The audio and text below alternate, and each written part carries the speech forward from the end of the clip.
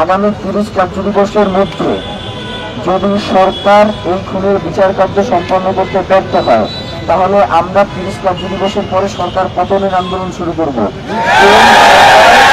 যেই সরকার ওসমান হাদির খুনি, এই খুনের সাথে যারা সম্পৃক্ত, তাদেরকে গ্রেফতার আদৌ কোনো সন্ধান পর্যন্ত দিতে ব্যর্থ হইতেছে, সেই সরকারের তো ক্ষমতায় থাকবার কোনো প্রয়োজন নাই।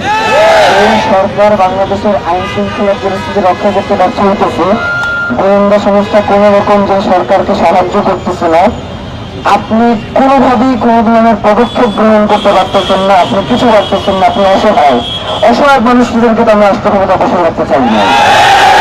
অসহায় মানুষ রাস্তায় এসে ভিক্ষা করবে, আমরা তাদেরকে ভিক্ষা দেবো, কিন্তু রাষ্ট্র চালাইবে হচ্ছে যারা রাষ্ট্র চালানোর যোগ্য, তারা কোনো অসহায় মানুষকে আমরা রাষ্ট্রের ক্ষমতায় করতে চাই না।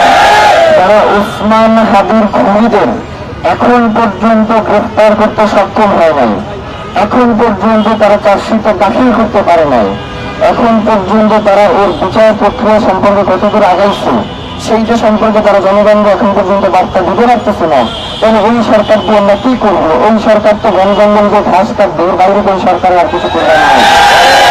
আমরা যেটা বলি সেটা হচ্ছে, আমাদেরকে বিভিন্নভাবে অভিযোগ করা হয় যে এই সরকারটা আপনাদের সরকার, এই সরকারের প্রতি রাখার দায়িত্ব আমাদের, অনেক হ্যান অনেক আলাম। এরা ওসমান হাদি তার জীবদ্দশায় কোনোদিন কি সচিবালয়ে গেছে? কোনোদিন কোন উপদেষ্টার কাছে ধর্ণা গেছে? তাইলে এই সরকার যদি আমাদেরই হয়, এই তার একজন বড় উচ্চখণ্ডার ওসমান হাদি, যে এই সরকারকে ক্ষমতায় বসেছে, তাই না? তাইলে ওসমান হাদির মতো একজন মানুষ, যিনি পুরো বাংলাদেশের কণ্ঠস্বর হয়ে উঠছেন, যিনি জুলাই জনতার প্রাণ বা জুলাই পরবর্তী সময়ে জনগণ শুধুমাত্র একজনকে বিশ্বাস করতে পছন্দ করেন, সেই রয়েছে ওসমান হাদি। সেই ওসমান হাদিকে গুলি করে হত্যা করা হয়েছে, কিন্তু অন্তর্বর্তীকালীন সরকারের বিভিন্ন উপদেষ্টারা এসে, বিভিন্ন ধরনের উপদেষ্টারা এসে তারা হচ্ছে হাসি তামাশা করতেছে ঘটনার নিয়ে। আপনারা কেউ তারা হাসি তামাশার পরিণত হতে দিবেন? আমাদের কথা হচ্ছে এক কথা, সেটা হচ্ছে সরকার 7 তারিখ পর্যন্ত সময় চেয়েছে, 7 তারিখ পর্যন্ত সময় দেওয়ার মতো সময় আমাদের হাতে নেই।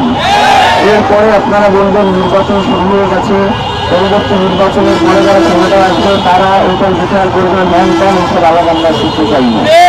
আমাদের কথা খুব স্পষ্ট, আগামী 7 তারিখের মধ্যে শুধুমাত্র খুন যারা করছে তারা নয়, এই খুনের পেছনে যারা রয়েছে প্রত্যেকের আইডেন্টিফাই করে, তাদেরকে চিহ্নিত করে এরপরে চার্জশিট দাখিল করতে হবে। যদি মনে করেন যে এই চার্জশিট যারা খুনের পেছনে রয়েছে তাদের ব্যাপারে মুখ খুললে আপনারা ক্ষমতায় থাকতে পারবেন না, আপনাদের ক্ষমতায় থাকবার দরকার নেই।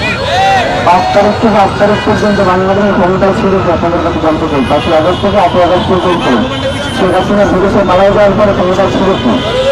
কেউ ছিল? আমরা জনগণ পাহারা দিচ্ছি না। আপনি 30 কার্যদিবস পরে ক্ষমতা ছাড়লেন, আমরা জনগণ নির্বাচন পর্যন্ত সরকার পাহারা দিব, এই রাজপথ আমরা জনগণ পাহারা দিব। বাংলাদেশ